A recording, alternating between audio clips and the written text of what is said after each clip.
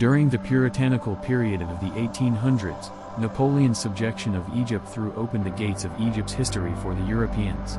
At that time, corpses weren't accorded the respect that they merited from the European elites, and in fact, corpses could be bought from road merchandisers to be used as the main event for parties and social gatherings that took place in the 18th century.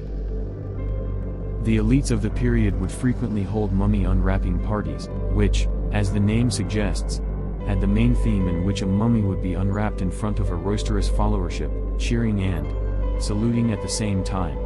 During that period of time, the well-saved remains of ancient Egyptians were routinely based into grease paint and consumed as a medicinal remedy. Indeed, so popular was pulverized corpus that it indeed instigated a fake trade to meet demand, in which the meat of mendicants was passed off as that of ancient mummified Egyptians. As the Industrial Revolution progressed, so Egyptian corpses were exploited for further utilitarian purposes. Huge figures of mortal and beast corpses were based up and packed to Britain and Germany for use as toxin. Others were used to produce corpus brown color or were stripped of their wrappings, which were latterly exported to the US for use in the paper-making assiduity.